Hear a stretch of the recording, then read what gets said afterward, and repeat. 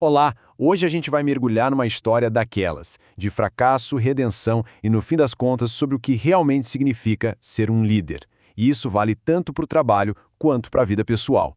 E tudo começa com essa frase, que é bem forte, né? Ela provoca uma reflexão. Será que a gente está encarando as nossas falhas ou, sei lá, se acostumando com elas? É essa jornada que a gente vai acompanhar agora. Então vamos conhecer o John. Ele é um executivo que, 2 anos antes, tinha participado de um retiro super transformador sobre liderança num mosteiro. Ele saiu de lá assim com todo o conhecimento do mundo, com o mapa do tesouro na mão, mas na prática a coisa foi bem diferente. Ok, vamos entender o tamanho do problema. No trabalho, John recebeu um ultimato. Ou ele melhorava em 120 dias, ou rua. Em casa, o casamento com a Rachel estava por um fio, já falando em separação temporária. Os filhos, o adolescente se fechou completamente para o mundo e a filha virou uma rebelde de carteirinha. E a autoimagem dele? Ele se sentia um fracasso total. A grande pergunta é, como é que alguém com o mapa da liderança conseguiu se perder desse jeito? Bom, a resposta para isso começa com a primeira grande lição que o John precisou reaprender. É uma diferença fundamental que, na verdade, está na raiz de toda a influência. A questão central que o John vivia é essa. Por que saber o que fazer não é o suficiente? A resposta está numa confusão muito comum que a gente faz entre duas maneiras completamente diferentes de influenciar as pessoas. De um lado, a gente tem o poder. Pensa nele como a força bruta da liderança. É usar o cargo, a posição, a hierarquia, para fazer as coisas acontecerem. Funciona? Até funciona, mas o custo é altíssimo. E do outro lado, em total contraste, a gente tem a autoridade. Isso aqui não é um cargo, é uma habilidade. É a capacidade de inspirar as pessoas a quererem fazer o que precisa ser feito. E elas fazem por causa de quem o líder é, e não pelo título que ele carrega no crachá. Agora, olha só essa comparação, colocando os dois lado a lado. Fica bem claro, né? O poder pode ser dado, tirado, comprado. Já a autoridade, essa precisa ser conquistada, dia após dia. O poder vai desgastando os relacionamentos, enquanto a autoridade os fortalece. O poder é temporário, só dura enquanto a pessoa está na cadeira. A autoridade não, ela é duradoura, acompanha a pessoa. E a última distinção é genial. O poder gerencia o corpo, do pescoço para baixo, fazendo as pessoas se moverem. Mas a autoridade, essa lidera o coração e a mente, inspira a dedicação de verdade.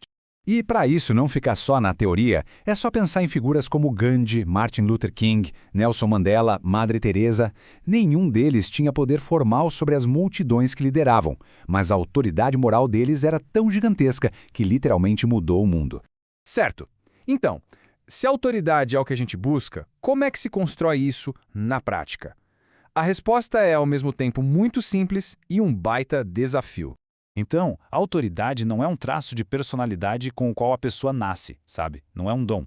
Ela é o resultado direto de ações, de comportamentos consistentes e que todo mundo pode ver. Liderança, no fim das contas, não é o que se fala, é o que se faz. E aqui estão esses comportamentos. A fonte define essas atitudes como as ações do amor no contexto da liderança. Paciência, bondade, humildade, respeito, abnegação, clemência, sinceridade e compromisso. Repara bem, não tem nenhum sentimento nessa lista. São todas escolhas, são ações práticas. E aqui está o pulo do gato. Liderar com autoridade não significa ter que gostar de todo mundo da equipe. Significa ter a disciplina e o caráter de tratar todo mundo com respeito, com paciência, com bondade, como um ato de vontade e não uma reação emocional. É uma escolha. Ok, com essa base de comportamento individual bem estabelecida, vamos ver como isso funciona na prática para transformar um grupo de pessoas numa equipe de verdade, numa comunidade que joga junto. Aquela sinergia de uma grande equipe não surge do nada, não é mágica. Ela é o resultado de um processo, de uma jornada que todo grupo precisa, inevitavelmente, atravessar. E esses são os estágios. Começa com o fingimento. Sabe aquela fase em que todo mundo é super educado, mas ninguém está sendo de verdade? Depois vem a fricção. É aqui que o bicho pega, que as diferenças aparecem e o caos se instala. A equipe do John, por exemplo, estava presa exatamente aí. E muitos grupos nunca saem dessa fase. Mas, se o grupo persistir, ele chega na formação, que é quando as pessoas começam a olhar para si mesmas. E, finalmente, o grupo atinge o funcionamento, que é o estado da arte, da sinergia e da alta performance.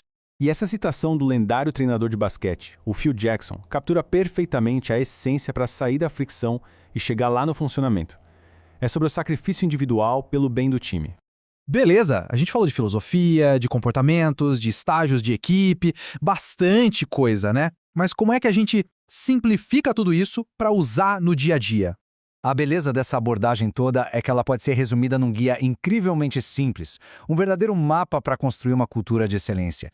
E o mapa é esse aqui, um compromisso com 3 coisas bem diretas. Primeiro, fazer o que é certo, que é a base da sinceridade e do compromisso. Segundo, fazer o seu melhor, que é a busca incansável pela excelência. E terceiro, a regra de ouro, que engloba a paciência, a bondade e o respeito. Juntos, esses 3 pontos são a aplicação prática, diária, da liderança com autoridade. Simples assim. E tudo isso nos leva a uma reflexão final. A jornada para se tornar um líder de autoridade não começa tentando mudar os outros. Começa, na verdade, olhando para dentro e superando as próprias barreiras. A pergunta que fica no ar é: o que precisa mudar primeiro dentro de cada um de nós para construir essa comunidade de verdade?